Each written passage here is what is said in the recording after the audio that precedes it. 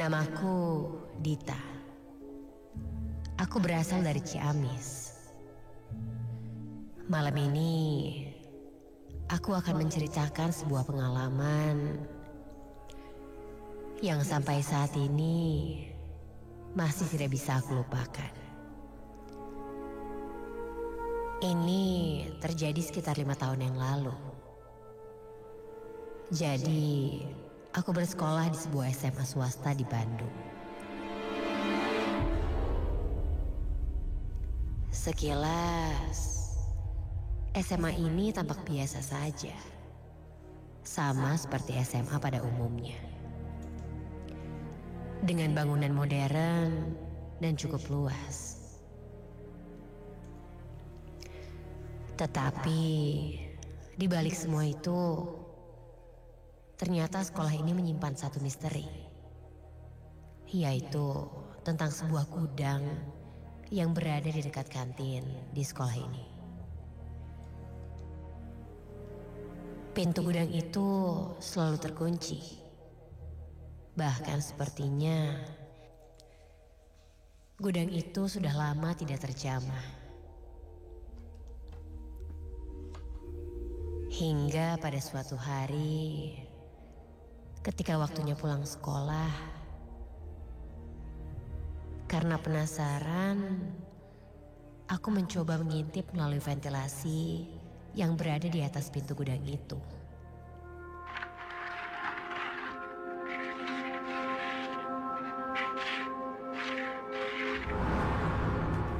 Di sana tampak barang-barang rongsok yang sangat berdebu. Tapi ada satu hal yang menarik perhatianku, yaitu sebuah patung manekin wanita yang tidak memiliki lengan.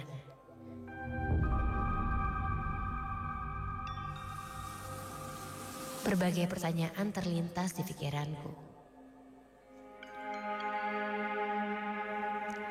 Mengapa ada patung manekin di sekolah ini?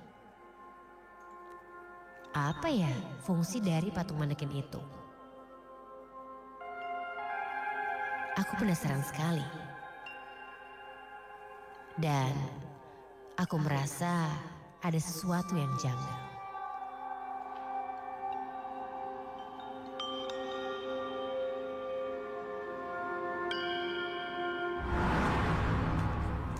Esoknya, aku mencoba mencari tahu tentang gudang dan tentang manekin itu.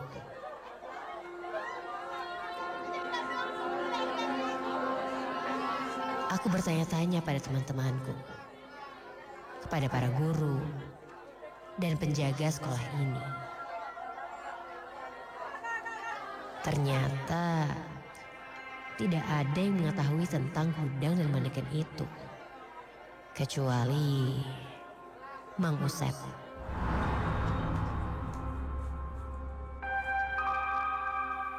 Mang Usep adalah penjaga sekolah, dan tampaknya dia tahu banyak mengenai sekolah ini.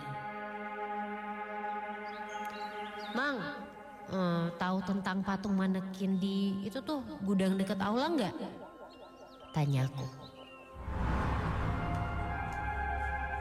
Kata Mang Usep, patung itu sudah lama ada di sana. Dan katanya dulu sering dipakai untuk pentas seni. Mang Usep bertanya, kenapa aku menanyakan hal itu? Aku hanya menjawab, "Gak apa-apa kok Mang, cuma penasaran aja." Setelah itu, aku pun berpamitan pada Mang Usep dan langsung pulang.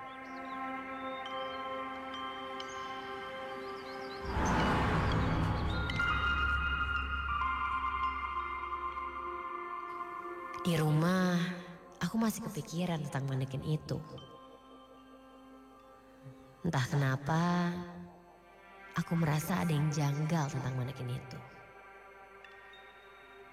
Hingga malamnya, aku bermimpi.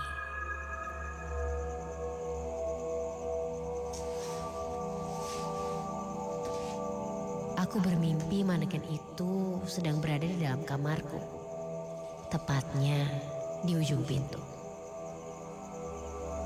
Manekin itu tampak sangat menyeramkan.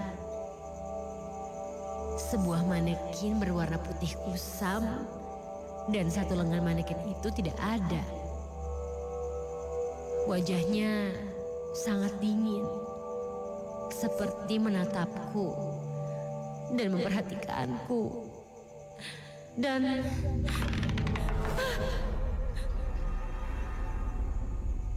kepala manekin itu bergerak sendiri. Lalu aku berteriak dan akhirnya aku terbangun.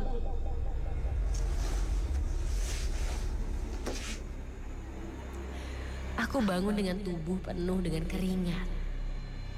Aku sangat ketakutan. Aku semakin merasa ada yang aneh dengan manekin itu. Tetapi aku tidak berani untuk mencari tahu lebih lanjut.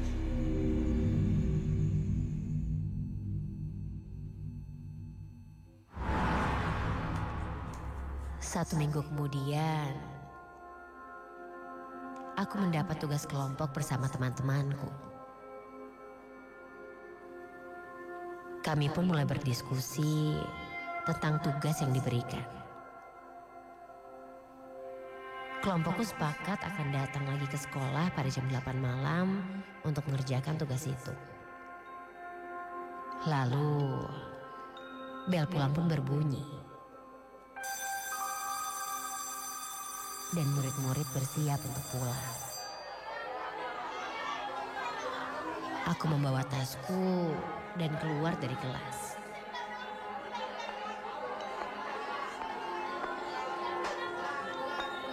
Aku tidak sengaja melewati gudang.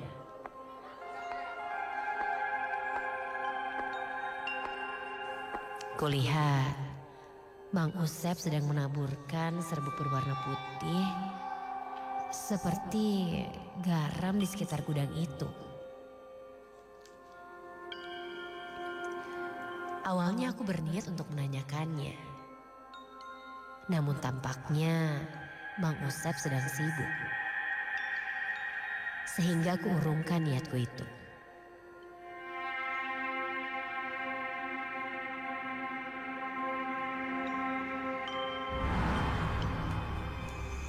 Malam pun tiba. Aku kembali datang ke sekolah karena tugas kelompok.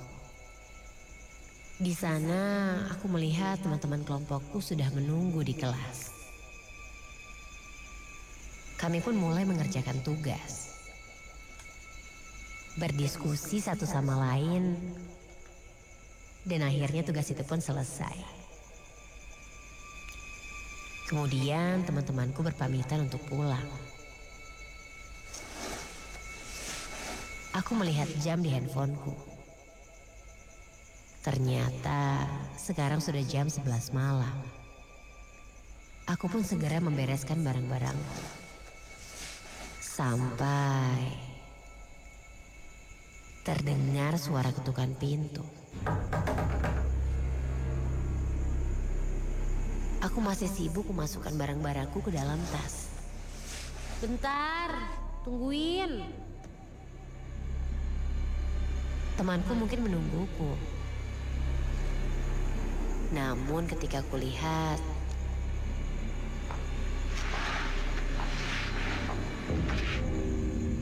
tidak ada siapa-siapa. Aku pun menyadari bahwa aku sudah sendirian di kelas ini.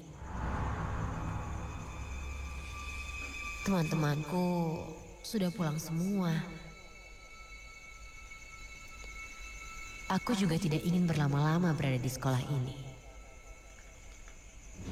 Sehingga aku segera keluar dari kelas. Aku berlari di lorong kelas karena terburu-buru. Sampai aku tidak memperhatikan ke depan. Lalu, aduh.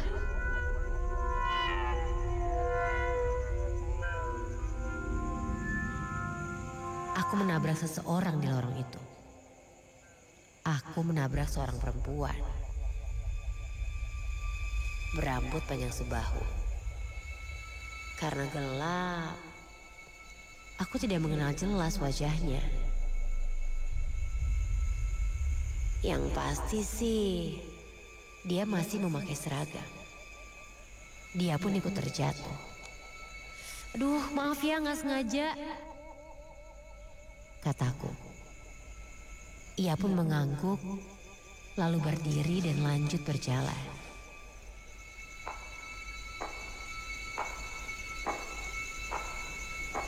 Aku memperhatikan perempuan itu. Dia berjalan di lorong, lalu dia belok ke kiri dan menghilang dari pandanganku. Ketika aku akan melewati gudang, dari kejauhan aku melihat pintu gudang sedikit terbuka.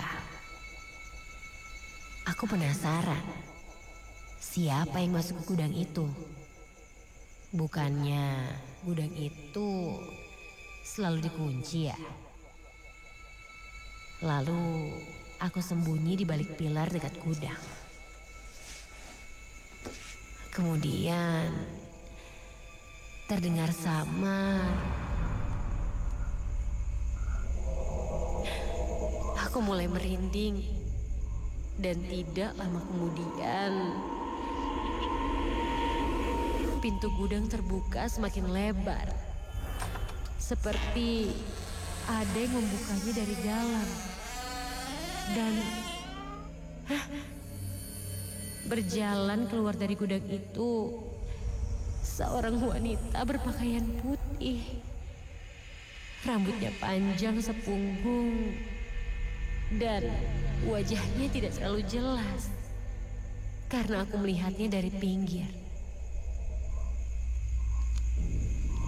Kulihat gerak-gerik wanita itu dan tiba-tiba saja, astaga! Perempuan itu menoleh ke arahku. Aku pun tersontak kaget. Dia persis seperti perempuan yang tertabrak olehku di lorong.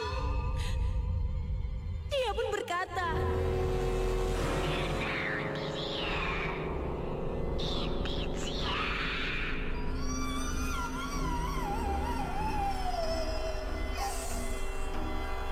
aku panik dan aku mulai tak sadarkan diri.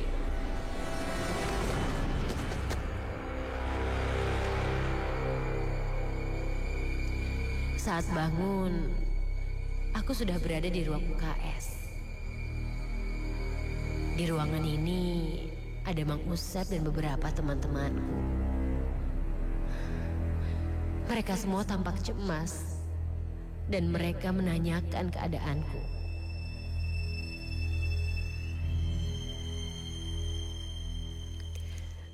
Esoknya, aku kembali ke sekolah dengan keadaan sehat. Dan aku menanyakan kepada Mang Usep mengenai hantu wanita yang kulihat semalam. Dan akhirnya Mang Usep menceritakan cerita yang sebenarnya. Ternyata hantu wanita yang kulihat semalam itu adalah hantu penunggu di gudang sekolahku. Katanya dulu ia terbunuh di tempat itu dengan tragis. Mendengar itu, aku hanya bisa terdiam dan tidak percaya bahwa aku telah bertemu dengannya.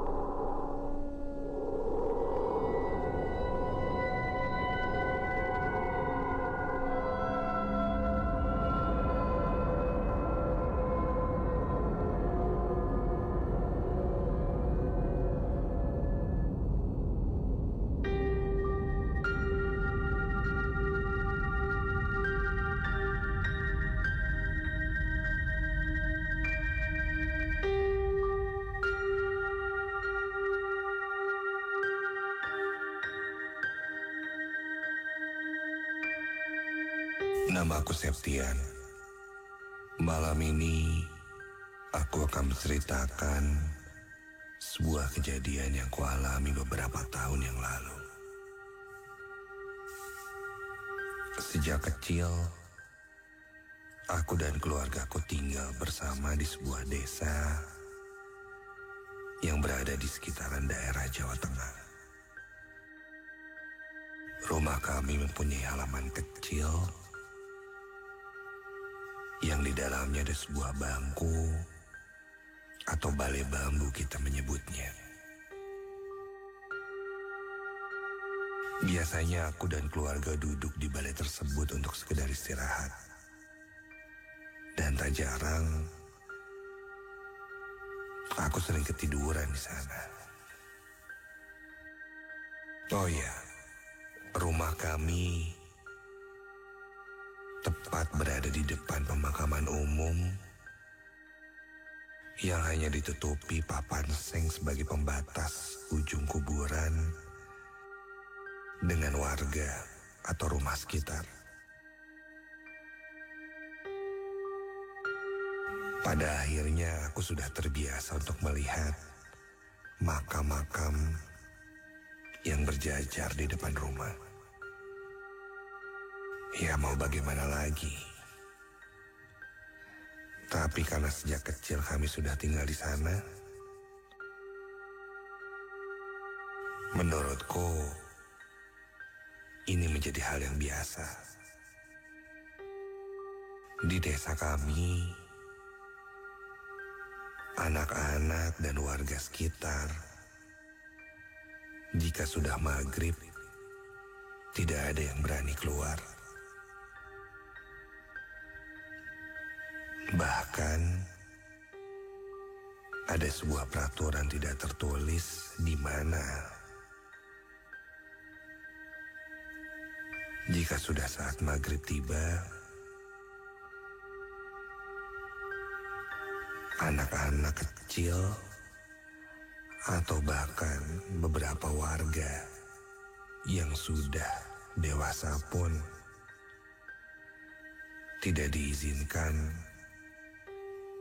untuk bermain di sekitar area kuburan. Hal ini sudah menjadi kebiasaan.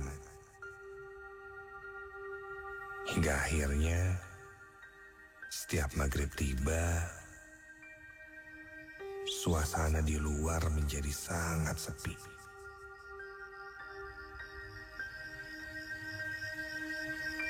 Hanya terdengar suara binatang malam saja. Sesekali ada suara lolongan anjing di malam hari.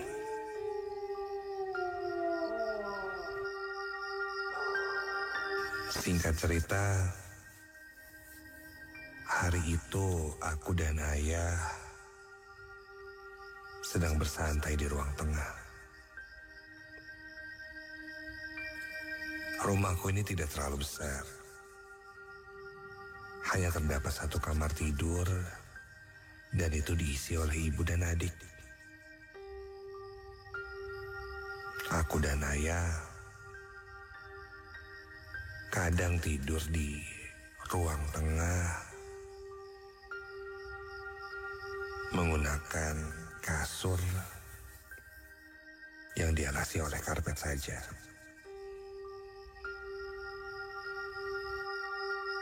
Atau tak jarang aku ketiduran di sofa di depan TV.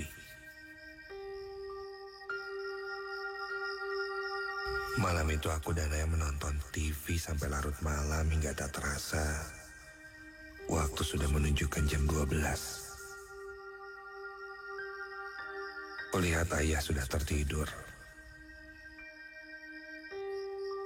Saat itu aku belum bisa tertidur.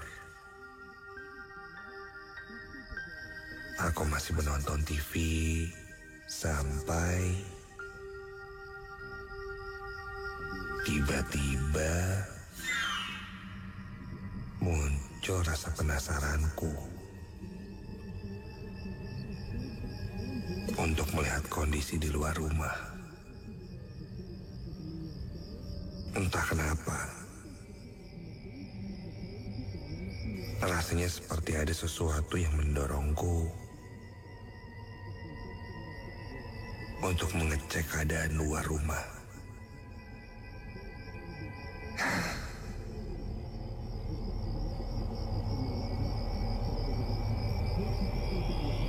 Aku pun menarik gorden dan mengintip keluar rumah. Ketika aku lihat, sepi.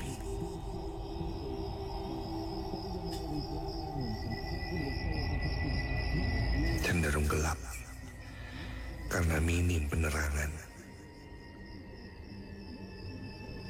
Aku kembali menutup gorden dan melanjutkan nonton TV.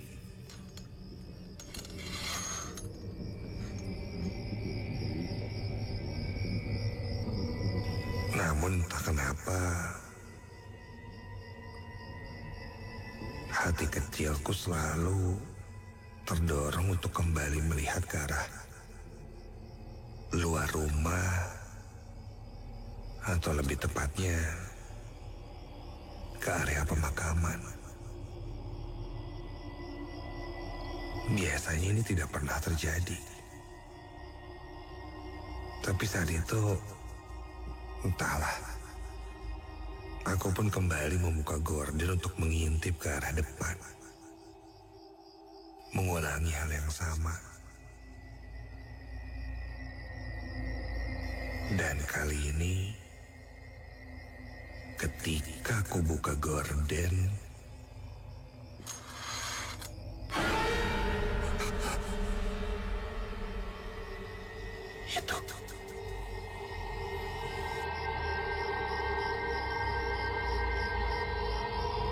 itu aku melihat sepertinya ada sesuatu yang berdiri tepat di depan rumahku.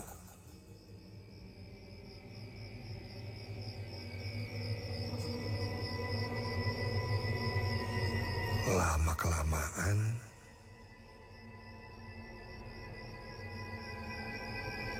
itu mulai terlihat cukup jelas.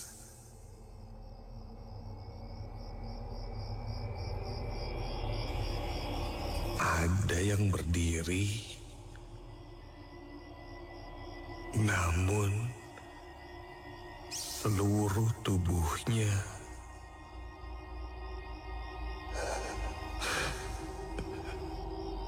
ditutupi kain kafan.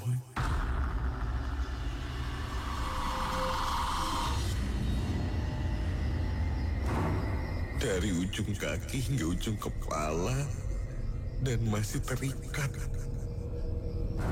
Kain kafannya terlihat lusuh, kumal, penuh dengan tanah.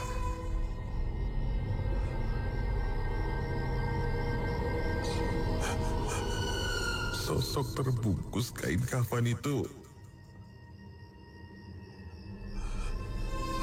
berdiri kaku di depan rumahku.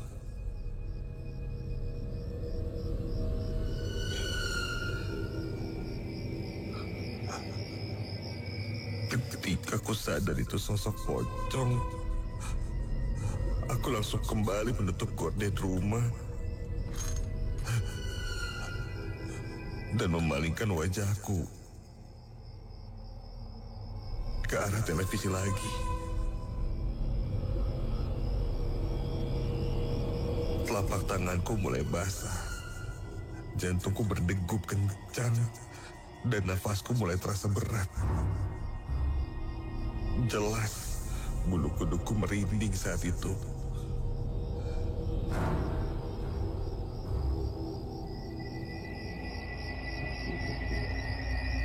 Wajah sosok pocong itu tidak terlihat karena tertutupi semuanya.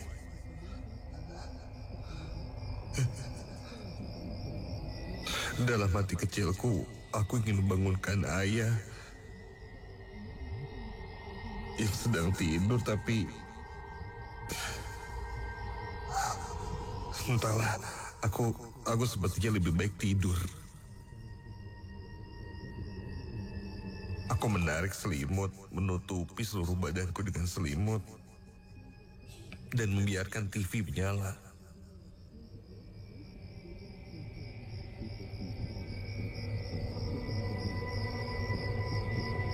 Ketika mataku terpejam, sosok itu kembali terbayang olehku. Semakin ku coba untuk tertidur, semakin terbayang sosok itu terus muncul di pikiranku.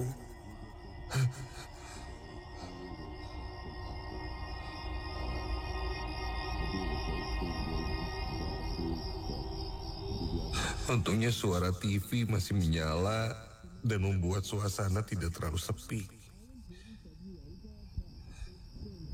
Meskipun tidak ada yang menonton saat itu.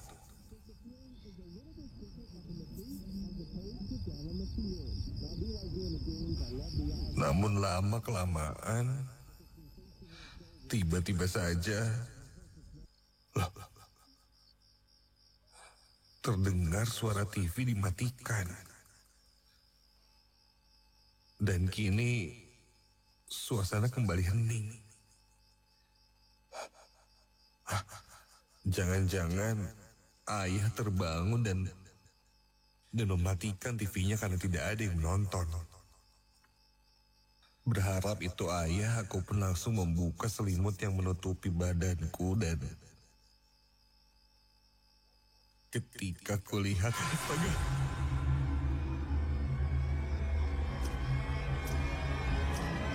tepat di sebelah televisi, sosok terbungkus kain kafan itu berdiri. Sangat jelas.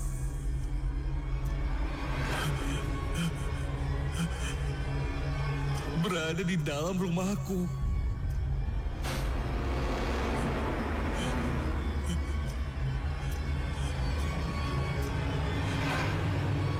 Kini, sosok pocong itu mulai menggerak-gerakkan badannya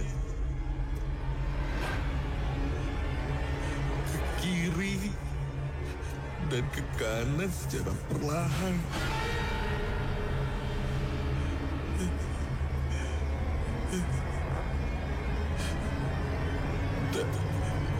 Dari sela-sela kain itu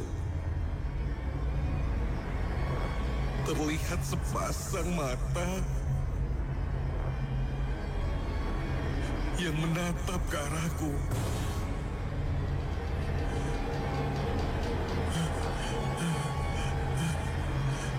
Dan seketika itu juga tercium bau busuk yang sangat menyengat.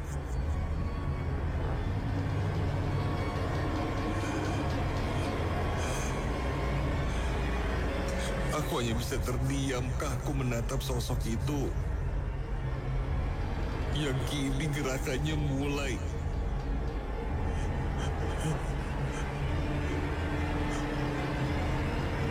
meloncat-loncat di hadapanku.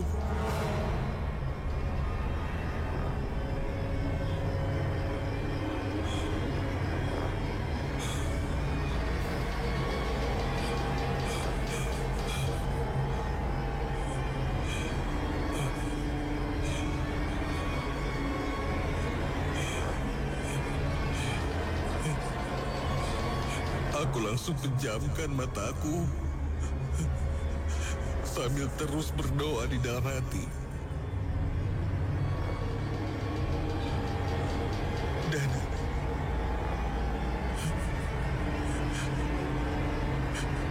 Dan di telinga kiriku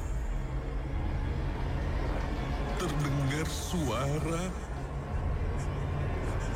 seorang laki-laki yang parau, berat dan berkata, "Cari tali pocong saya." Seketika aku berteriak sekencang-kencangnya saat itu. Hingga ayahku terbangun dan dan langsung menenangkanku.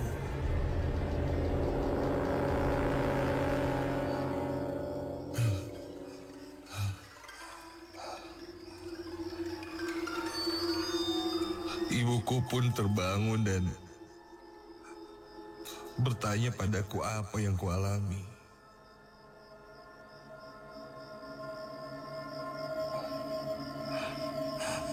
Aku pun ceritakan apa yang kulihat saat itu.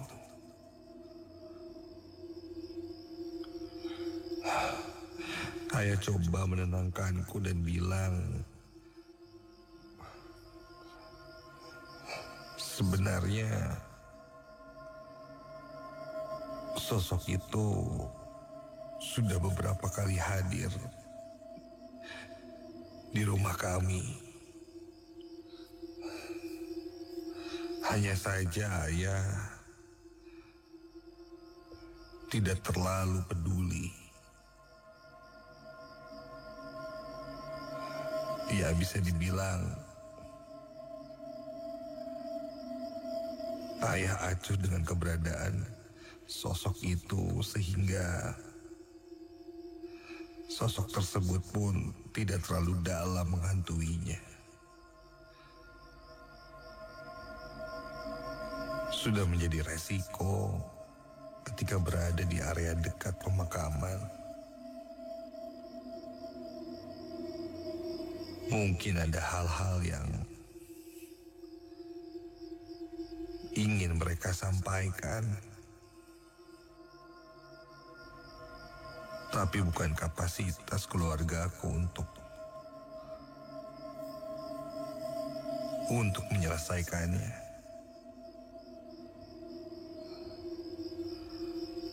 Aku benar-benar merasa syok malam hari itu.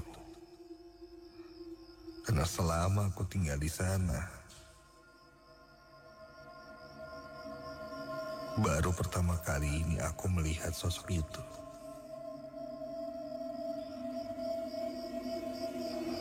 Semenjak kejadian itu, aku pun berusaha untuk lebih berkompromi lagi dengan sosok-sosok yang ada di sekitarku. Terutama tempat tinggalku yang berada di depan makam, yang mungkin nantinya akan menjadi tempat istirahat terakhir kita.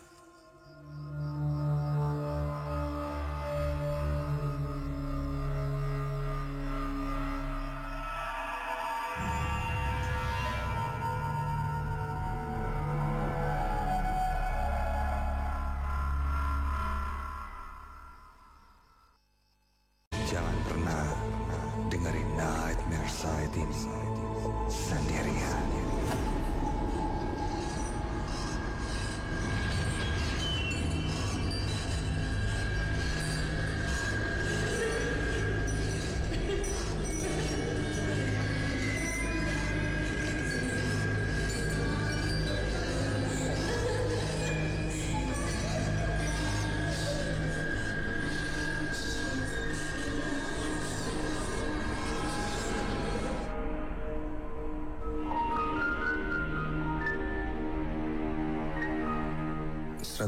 .9 FM Ardan Radio, radio anak muda nomor 1 di Bandung. Kembali lagi di JNE Nightmare Side. 2 cerita sudah kamu dengarkan malam hari ini.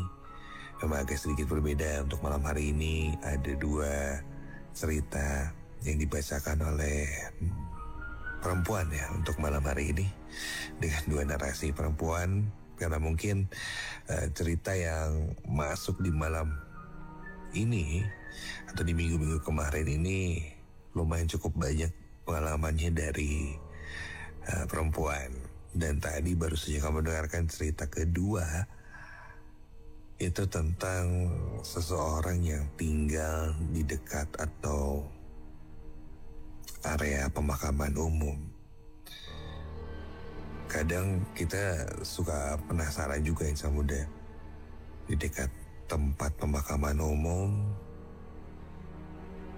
itu juga pasti bersebelahan dengan rumah-rumah warga ada yang tinggal di sana.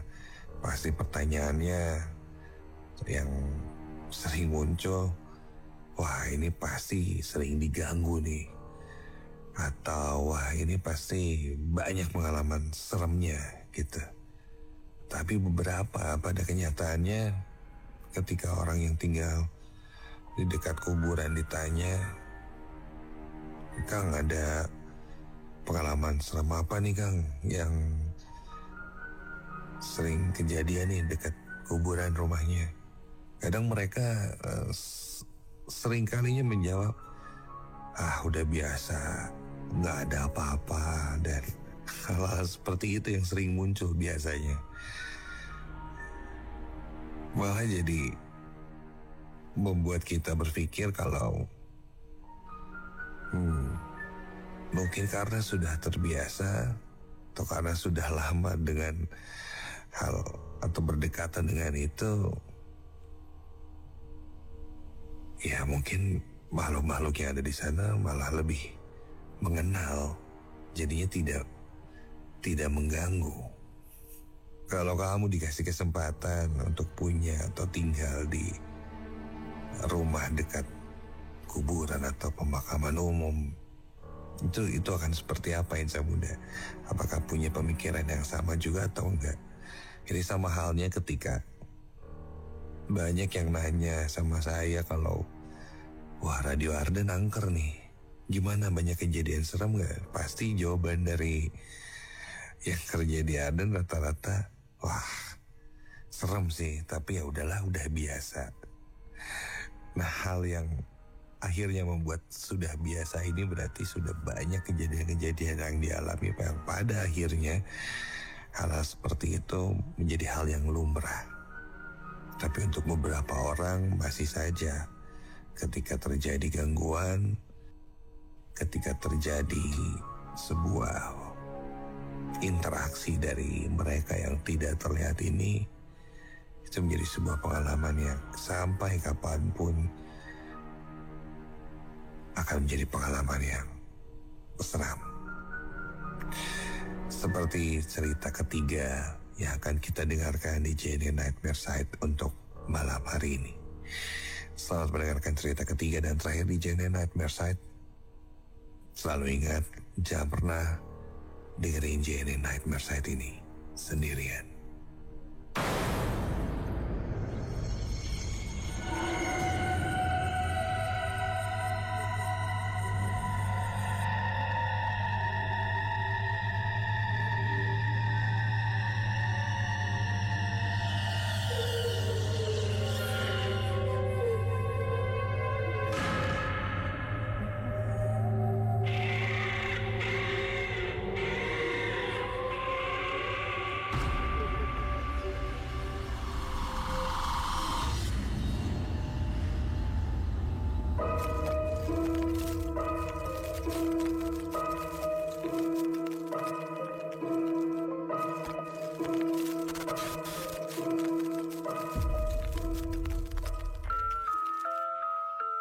Nama aku Caca.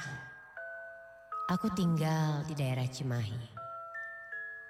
Aku ingin menceritakan pengalaman seramku di sebuah villa di daerah Pangalengan. Kejadian ini terjadi ketika aku sedang bekerja di sebuah perusahaan yang ada di kota Bandung. Perusahaanku akan mengadakan acara tahunan, yaitu gathering yang diperuntukkan bagi para anggota mitra baru di perusahaanku. Ya, seperti tahun-tahun sebelumnya, aku selalu menunggu acara ini. Selain karena acara yang cukup seru, kegiatan ini pun kuanggap sebagai liburan. Karena dalam beberapa hari tak akan ada tugas kantor yang begitu membuatku pusing.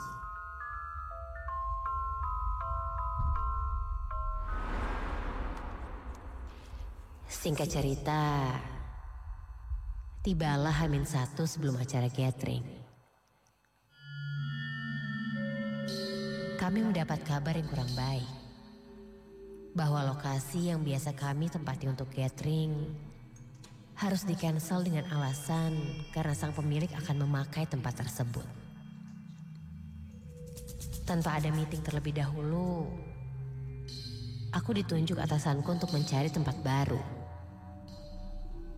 Sebenarnya aku malas. Karena tidak mudah untuk membooking villa 1 hari sebelum kegiatan. Tapi karena atasanku yang meminta, aku tak bisa menolak. Aku pun meluncur langsung ke daerah Pangalengan. Karena yang ku tahu, di wilayah inilah yang banyak villa. Lagi pula, udaranya juga sejuk dan sangat pas untuk dipakai acara tersebut.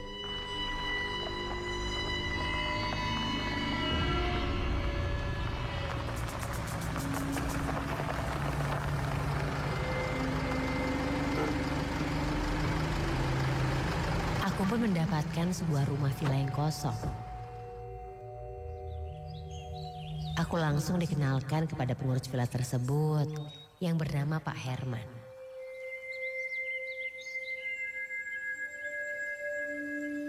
Pak Herman pun tanpa basa-basi langsung mengajakku berkeliling melihat sekitar dan bagian dalam villa tersebut.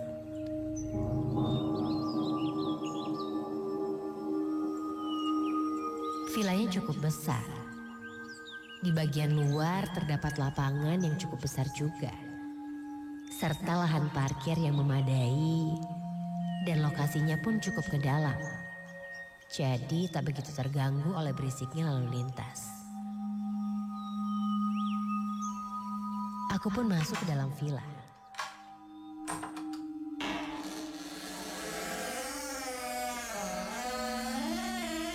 Villa ini memiliki 2 lantai. Lantai 1 seperti aula yang cukup besar karena di sini tak begitu banyak ruangannya. Kecuali di sebelah kiri ada lorong untuk menuju kamar yang berjejer. Serta kamar mandi di sudut bagian. Aku pun akhirnya setuju untuk menjadikan villa ini untuk acara kantorku besok. Namun Pak Herman sempat memintaku untuk tidak menggunakan ruang aula tersebut karena satu dan lain hal. Dan aku pun setuju.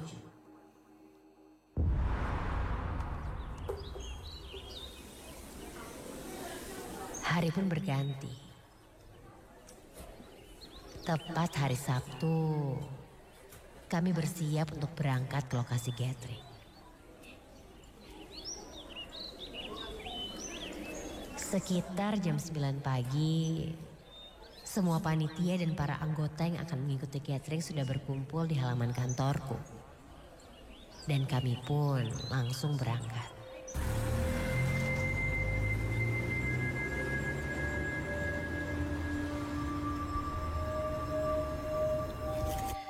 Tepat jam 12 siang, kami pun sampai di villa itu.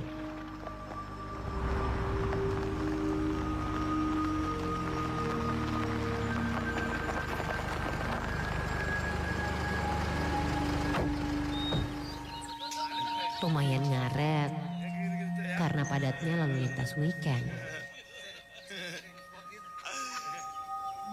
Aku pun langsung masuk ke dalam villa dan menuju ke lantai 2 untuk memilih kamar.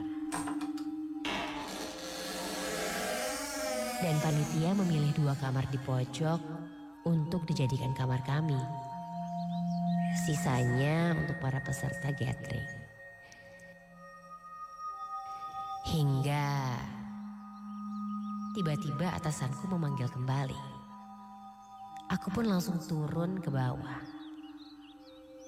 Ketika aku turun ke bawah, ada beberapa panitia yang memilih ruang aula untuk dipakai sebagai ruang ganti.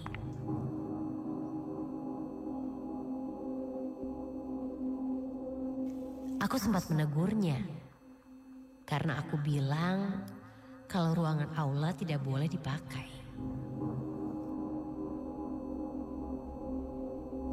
Tapi karena tidak ada lagi ruangan dan panitia yang lain bersikeras, akhirnya aku pun mengiyakan saja.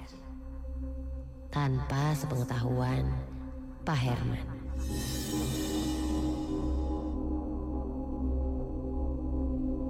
Singkat cerita, hari sudah gelap.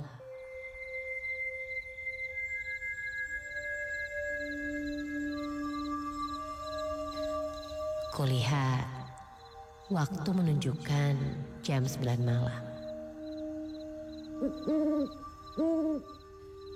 Karena udara di sini sangat dingin, aku memilih diam di kamar beserta panitia yang kebetulan sudah tidak ada tugas.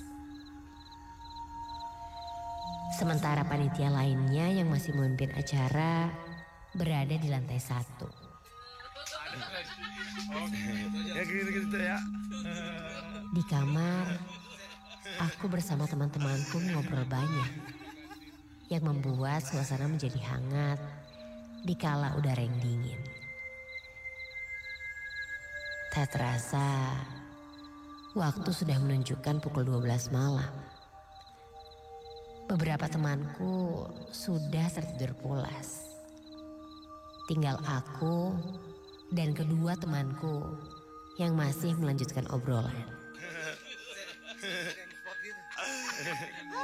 Sampai tiba-tiba aku merasa kebelet buang air kecil. Aku pun langsung minta izin kepada kedua temanku itu untuk pergi ke WC. Terdengar dari salah satu temanku itu menakutiku. Katanya, hati-hati, di WC nanti ada hantu.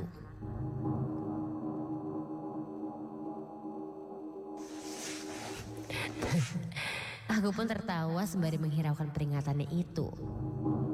Karena mana mungkin villa sebagus ini ada hantunya, pikirku.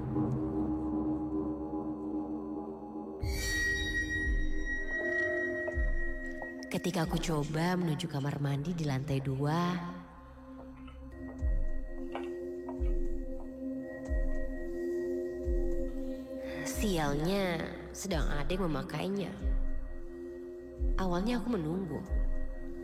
Namun karena sudah tak tahan, terpaksa aku pun langsung pergi menuju WC di lantai 1. Sebetulnya sedikit malas karena jaraknya yang cukup jauh serta penerangannya yang kurang baik. Tapi ya sudahlah.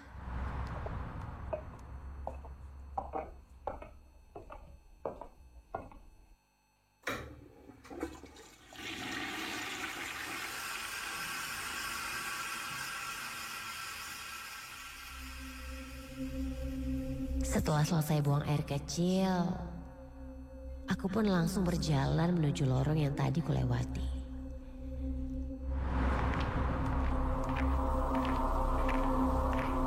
Namun tiba-tiba, aku mendengar suara wanita seperti menangis. Dan suara orang yang sangat ramai di salah satu ruangan yang ada di sekitarku.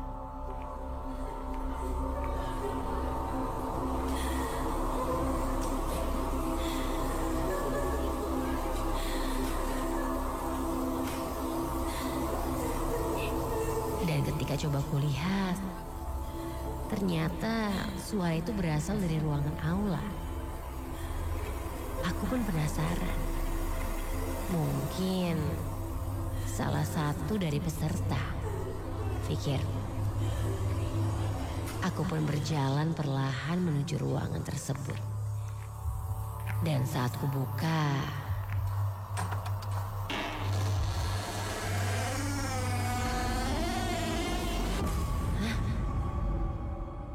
siapa mereka? Aku melihat banyak sekali orang di sana. Ada yang duduk, berdiri, memakai pakaian rapi saat itu.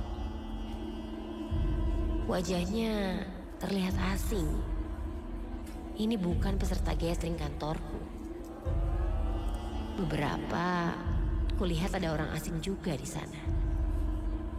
Salah satu yang kulihat ada seorang perempuan yang berdiri melihat ke arahku.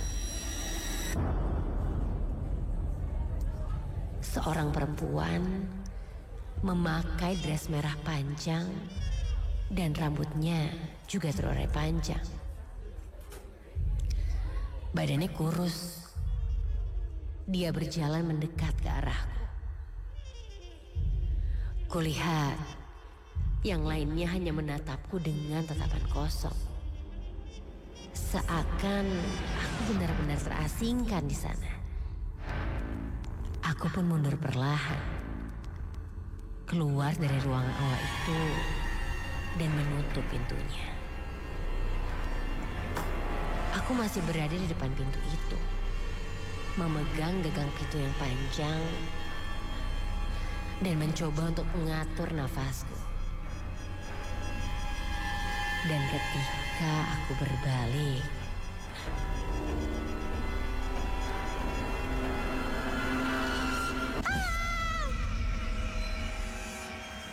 entah dari mana sosok perempuan bergaun merah itu sudah berdiri di belakangku.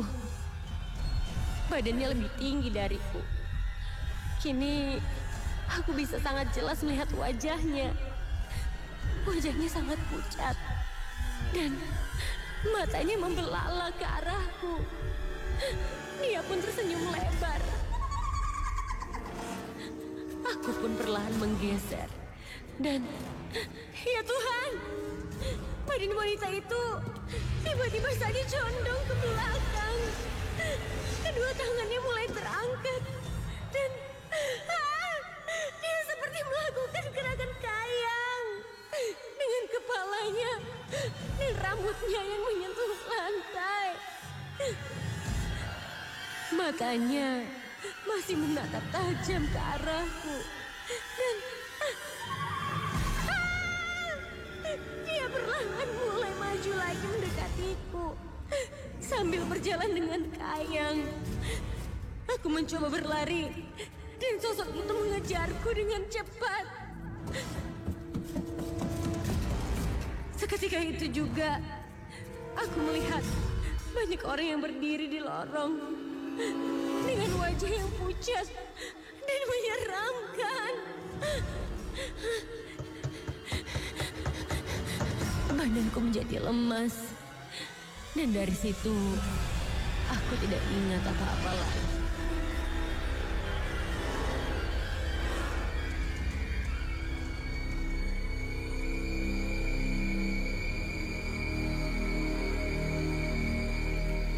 Saat kubuka mataku, aku sudah berada di kamar dan hari pun sudah pagi. Aku pun langsung menceritakan apa yang aku alami semalam kepada Pak Herman. Pak Herman pun menjelaskan bahwa kami sudah melanggar aturan yang ada di villa ini. Kami sudah berani menggunakan area aula yang ternyata itu adalah wilayah kuntilanak merah yang menjadi sosok penunggu di villa ini.